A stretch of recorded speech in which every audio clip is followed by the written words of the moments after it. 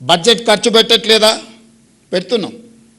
ఈ సంవత్సరం దాదాపుగా 30,000 కోట్లు బడ్జెట్లో 9% విద్య మీద ఖర్చు పెడుతున్నాం. ఈరోజు మీ ముందర నేను చెప్పదలుచుకున్నా, దాదాపుగా 27,50,000 మంది విద్యార్థులు తెలంగాణ రాష్ట్రంలో చదువుకుంటే ఒక్కొక్క విద్యార్థి మీద 1,08,000 కోట్ల రూపాయలు నా ప్రభుత్వం ఖర్చు పెడుతుంది. ఒక్క విద్యార్థి మీద రాష్ట్ర ప్రభుత్వం పెడుతున్న ఖర్చు 1,08,000 రూపాయలు ఈరోజు ఖర్చు అవుతుంది. నేను లెక్క తీసిన ఒక్కొక్క విద్యార్థి మీద నా ప్రభుత్వం ఎంత ఖర్చు పెడుతుందని. మరి 1,08,000 రూపాయలు నేను ఖర్చు పెట్టినప్పుడు ఆ పిల్లలకి ఎంత నాణ్యమైన విద్యను అందించాలో మీరు ఒకసారి ఆలోచన చేయండి.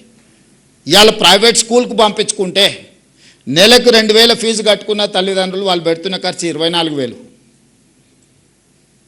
ఒక మంచి ప్రైవేట్ స్కూల్కి పంపిస్తే కూడా వాళ్ళ తల్లిదండ్రులు బట్టలు, పుస్తకాలు, ఇంకేమైనా పెట్టవచ్చు, ఇంకొక 24,000. యావరేజ్ 80 నుంచి 90% ప్రైవేట్ స్కూల్స్ ప్రైవేట్ కాలేజెస్కి వెళ్ళే అప్ టు 12th క్లాస్కి వెళ్ళే వాళ్ళకి సంవత్సరానికి 50,000కి మించి ఖర్చు పెడతలేం మనం, వాళ్ళ తల్లిదండ్రులు. కానీ తెలంగాణ రాష్ట్ర ప్రభుత్వం ఒక విద్యార్థి మీద 1,08,000 రూపాయలు ఈరోజు మనం ఖర్చు పెడుతున్నాం. మరి తల్లిదండ్రులు ప్రైవేట్కి ఎందుకు వెళ్తుండ్రు? ప్రైవేట్లోనే చేర్పించాలని ఎందుకు అనుకుంటుండ్రు? 27,000 ప్రభుత్వ పాఠశాలలు ఉంటే ఈ 3 సంవత్సరాలనే మన పిల్లలు పెరగడం మొదలుపెట్టి 2014 నుంచి ఎవ్రీ ఇయర్ డౌన్ఫాల్. ఇంతకుముందు యోగిత డేటా చూపిస్తుంది. ఎవ్రీ ఇయర్ 50,000, 60,000, 70,000 పిల్లలు dropouts from government schools. Last 4 years graph పెరగడం భారతదేశంలోనే, నాట్ ఓన్లీ ఇన్ తెలంగాణ. ఈ సంవత్సరం 1,00,000కు పైగా ప్రభుత్వ పాఠశాలల్లో ప్రైవేట్ స్కూళ్ళ నుంచి మానేసి లేదా పిల్లలు వచ్చి ప్రభుత్వ పాఠశాలల్లో చేరిండ్రు.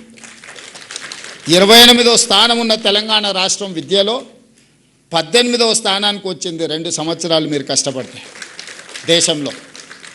నేను ఇప్పుడు మిమ్మల్ని అడుగుతున్నా, 2023 డిసెంబర్ కంటే ముందు మీరే టీచర్లు, ఇవే పాఠశాలలు మారలే, పిల్లలు మారలే, మా టీచర్లు మారలే. అంతకంటే ముందు 14 నుంచి 23 వరకు ఎవ్రీ ఇయర్ ఎందుకు డౌన్ఫాల్ చూసింది? 24 నుంచి 26 వరకు ఎందుకు అప్ ట్రెండ్ చూస్తున్నాం మనం? పొలిటికల్ ఎగ్జిక్యూటివ్ యొక్క అటెన్షన్,